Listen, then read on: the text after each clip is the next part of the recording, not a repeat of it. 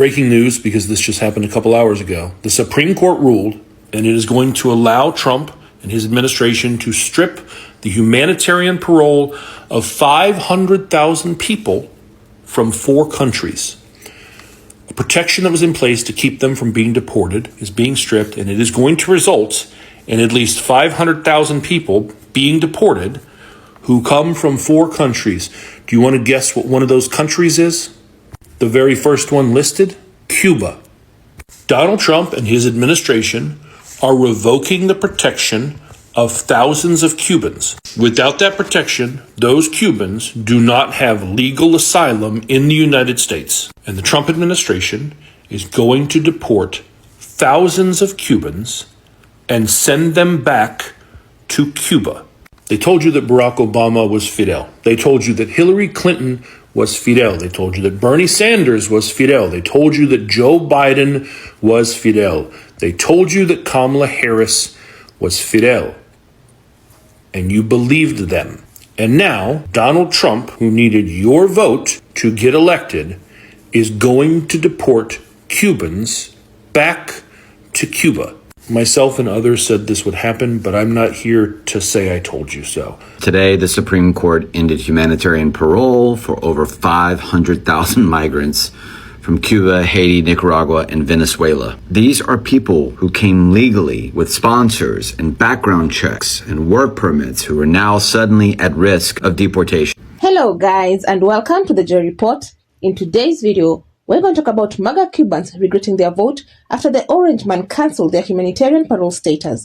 Miami Cubans really thought they had it all figured out. For years, they were among the most vocal supporters of the president, singing his praises, waving flags, composing campaign songs, and flooding the streets of South Florida with chants of the president. They convinced themselves they were different, not like the other immigrants. They were the good ones, the ones who came legally. They had their humanitarian parole, their special protections, and their deep loyalty to the GOP. But here we are, 2025, and now they're finding out the hard way because the president just made it clear. It was never about loyalty. It was never about legality. It was always about power. And now that he's back in office, he's swinging the power like a hammer. The latest blow, revoking humanitarian parole for tens of thousands of Cubans. That's right, they effed around, and now they're finding out. If this is the kind of content you enjoy, please consider subscribing, liking, and sharing so that YouTube may recommend it to a wider audience. And so now, without further ado, guys, let's go straight into this video. But first, let me play you a few videos on this matter, and I'll come back with my commentary. As a side note, all credit goes to the creators of these videos. Ay, ay, ay, ay, por Dios. I couldn't even finish the song. Yo voy a votar por Donald Trump. They wanted the milks, the eggs, and the meat. La carne, el huevo, y la leche, they wanted it cheap. And Donald Trump was going to give it to them. I promise you it's going to be the best economy you've ever seen. Quite frankly, the Cubans love me. I gotta deport some of you, though. And now you got this little crazy chicken, El Funky. He got 30 days. You know, he didn't like communism, but he voted for a dictator. They're gonna send your ass straight to Havana. You people just don't learn. It's all right, though. Now you're gonna learn the hard way.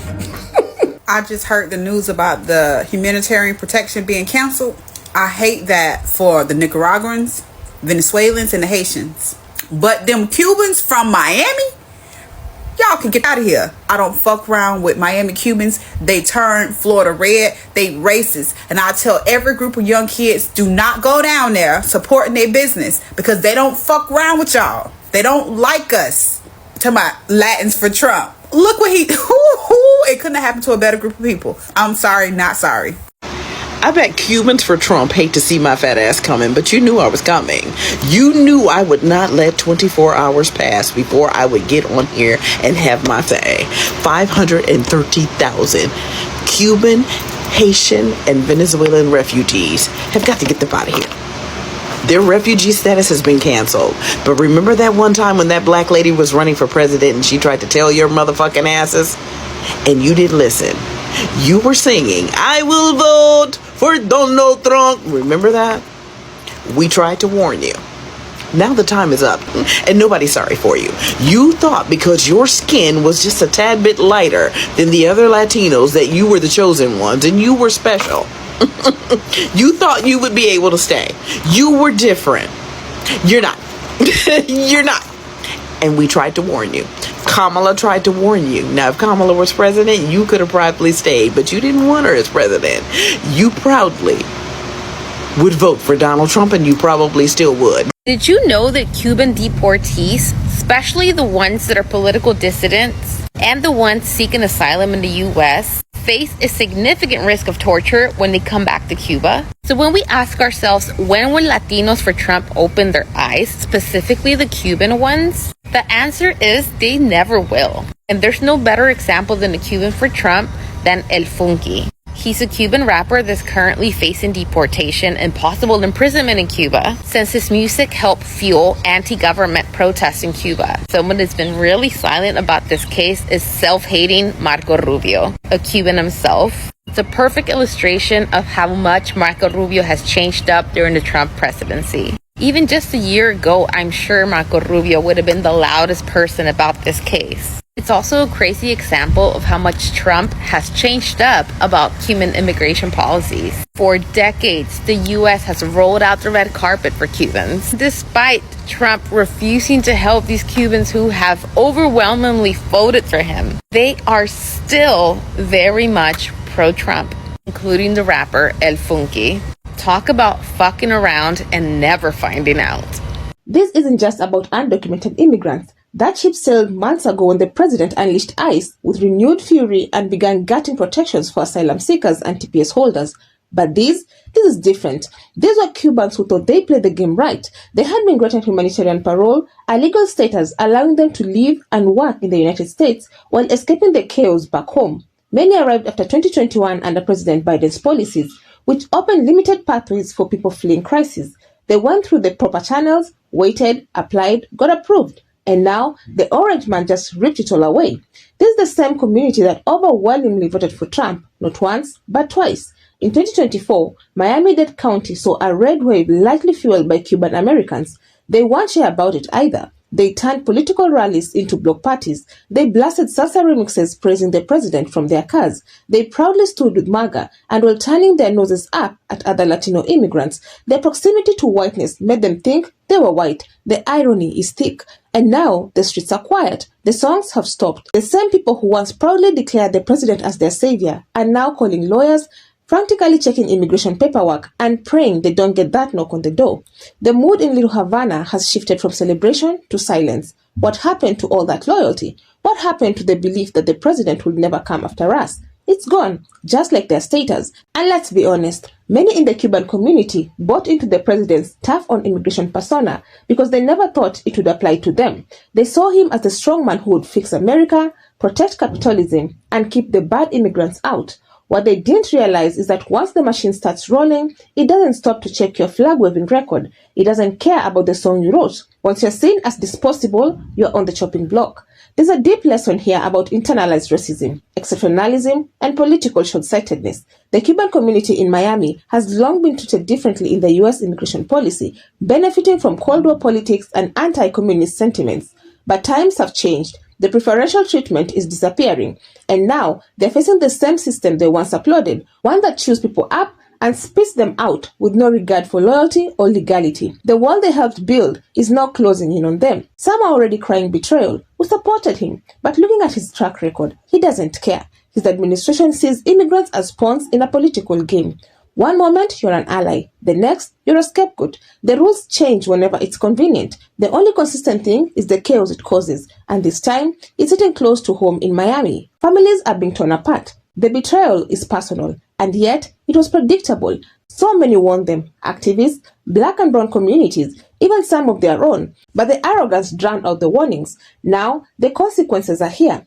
The bitter truth is that many in this community choose ideology over reality. They choose whiteness over solidarity. They believe the hype. They thought aligning with MAGA would protect them. But the GOP was never building a future for immigrants. They were building a trap, a slow, methodical process of exclusion, restriction, and removal. And now that trap has been sprung. Sound the alarm. the Supreme Court just handed Trump a green light to start deporting over 500,000 migrants.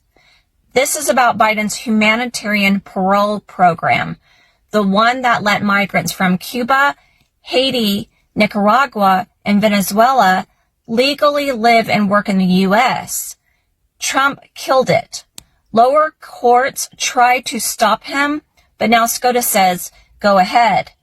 That means over 530,000 people who legally entered with sponsors, background checks, and permission could lose everything and be deported while lawsuits play out. 2 justices, Sotomayor and Jackson, dissented and warned this could cause irreparable harm, but the majority didn't even give a full explanation. They just let it happen.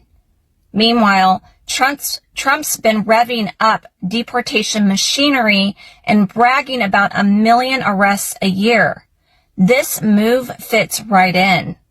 And if you're wondering why this feels so sudden, that's by design. Quiet ruling, big consequences.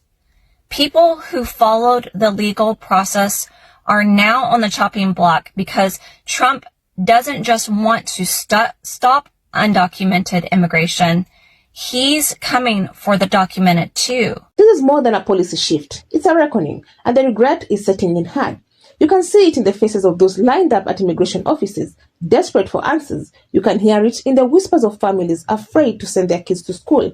You can feel it in the silence of a community that once cheered for the very man who's now trying to erase their presence. So here we are, a full circle moment. The same people who once danced in the streets for the president are now pleading for mercy from his administration. The same voices that shouted, "Build the wall," are now begging for a door to stay open. The same voters who helped pave the way for his presidency are now watching it steamroll over their lives. And what makes it even more painful is that this was avoidable. There were warnings, there were red flags, but too many ignored them. They believed they were safe, special, immune, and now they know better, because the MAGA machine doesn't care who you are. It only cares if you're useful, and once you're not, you're gone. In the end, this is the ultimate FAFO moment. They effed around with a man who built his career on turning people against each other, and now they're finding out what it means to be on the other side of that wall. The question is, will they learn from this, or will they find another excuse to keep clinging to a party that never truly saw them as equal? One thing's for sure, there's no song that can dance them out of this mess. And the silence in Miami speaks louder than all inevitable. Do you believe this will shift Cuban-American politics in the future, or will they double down again in 2028? Let me know your thoughts down in the comment section. I would love to keep this discussion going. Otherwise, that's it from me. I also have another video about Caroline Leavitt being exposed, and if you enjoy such kind of content, please click up here and enjoy. Also, consider subscribing, liking and sharing, because it helps me grow my channel. But for now, thank you so much for watching, and until the next time, the Joy Report out.